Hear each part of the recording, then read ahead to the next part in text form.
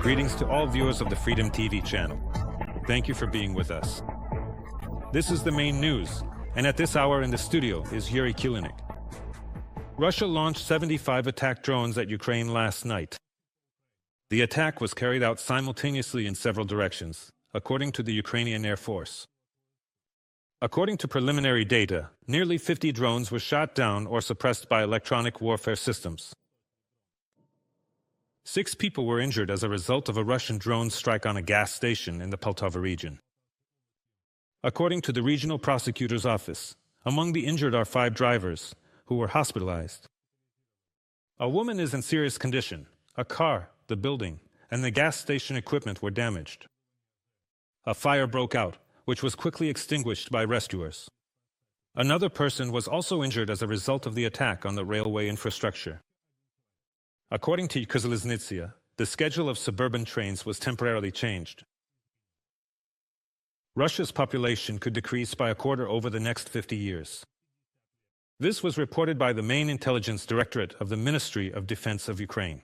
According to the main intelligence directorate, the Far East is dying out especially rapidly. Moscow has mobilized thousands of men from this region to fight in the war against Ukraine. Most of them have either been killed or wounded. Overall, the losses of the Russian army have already exceeded 1 million people. These are men between the ages of 20 and 35. They make up the core of the workforce and demographic reproduction. The Russian authorities are trying to make up for the losses with migrants. However, as the main intelligence directorate points out, they have also started sending them to the front en masse. As a result, the demographic crisis in the Russian Federation is only getting worse. This approach by the Kremlin once again demonstrates the Putin dictatorship's unwillingness to stop the fighting, and on the contrary, its intention to continue the war against Ukraine, using the subjugated peoples of the so-called Russian Federation and the male population in the occupied Ukrainian territories to the very last. From the statement of the main intelligence directorate of the Ministry of Defense of Ukraine, Ukrainian defenders struck the Volgograd oil refinery, the largest oil processing plant in the southern federal district of the Russian Federation. The attack took place on the night of September 18th, according to the Special Operations Forces of the Ukrainian Armed Forces. According to preliminary data, the plant's operations have been halted. The facility supplied fuel to the Russian army. They processed almost 16 million tons of oil there per year. That's about 6% of the total oil refining volume in Russia.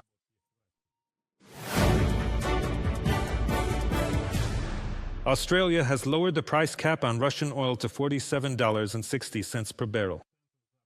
According to the country's Ministry of Foreign Affairs, this will hit the Russian military economy hard.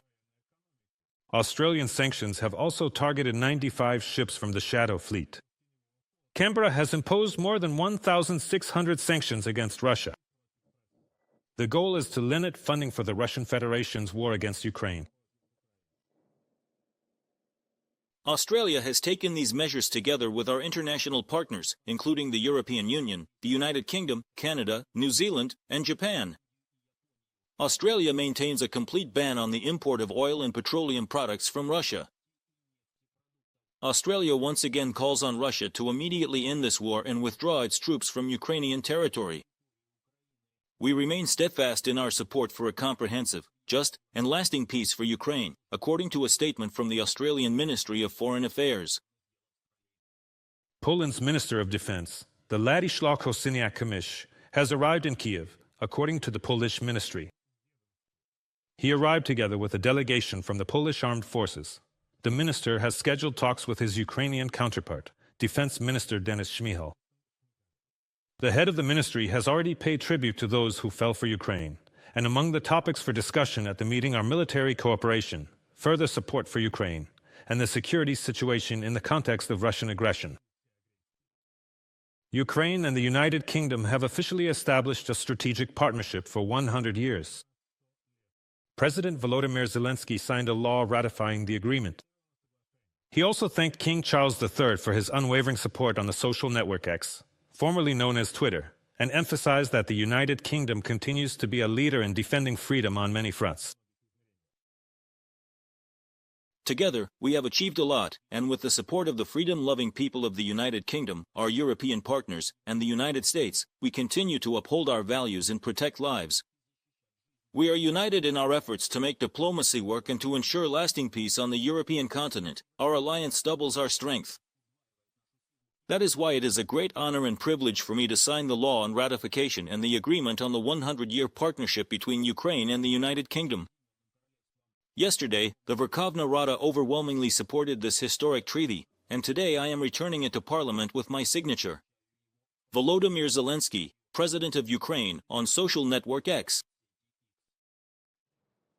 When tyranny once again threatens Europe, we and our allies stand united in support of Ukraine.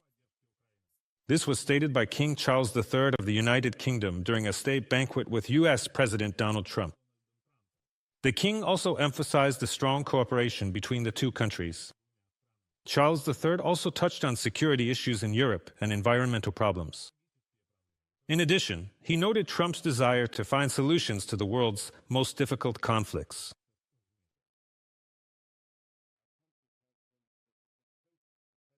Our countries have the closest relationships in defense, security, and intelligence that have ever existed in 2 world wars.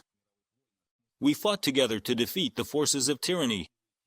Today, as tyranny once again threatens Europe, we and our allies stand united in supporting Ukraine to deter aggression and ensure peace. Our countries are working together in support of the most important diplomatic efforts. Not least, Mr. President, thanks to your personal commitment to finding solutions to some of the world's most difficult conflicts in order to secure peace. Students at Kyiv National University have partially resumed in-person classes. To make this possible, the university has prepared several classrooms and shelters, where lectures are now being held. Moreover, construction of several more safe spaces is in full swing. Natalia Belokudria found out how new shelters are being built at Kyiv University, and when the university students will be able to return to their alma mater.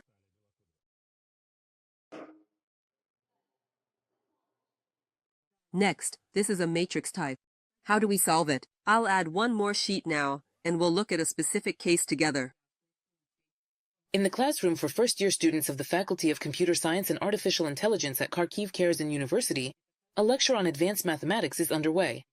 Offline classes started here in September, after the university finished setting up a safe space. Ivan had dreamed of getting his higher education at this university since middle school. Worked really hard, attended all my classes at school, went to tutors, took courses, all to get a good score and get into this faculty. I really like the university, I like the classrooms here. I feel safe here, confident, and I can study in peace. For now, in-person classes are held here twice a week, and the rest of the time is online. Students enjoy attending lectures and socializing with their peers. I have friends here and lots of familiar places. We have a cafeteria here, plenty of benches, the environment is good, everything is convenient for people. Several classrooms and laboratories are already equipped here with modern equipment, technology, and everything needed for studying. In order for the university to switch to in-person learning and bring all students back to the classrooms, a 2,500 square meter anti-radiation shelter is currently under construction. As you can see, reinforced beams are being installed. The structure is much stronger than it was before. Work is being carried out. The columns are being reinforced. And it's important to note that most of the work is being done almost by hand. The cost of building the shelter is 80 million hryvnias.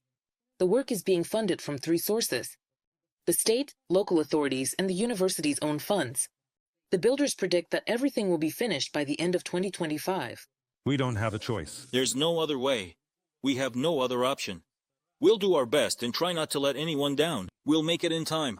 The building is very old. It's almost 100 years old. You can see for yourself what condition it's in.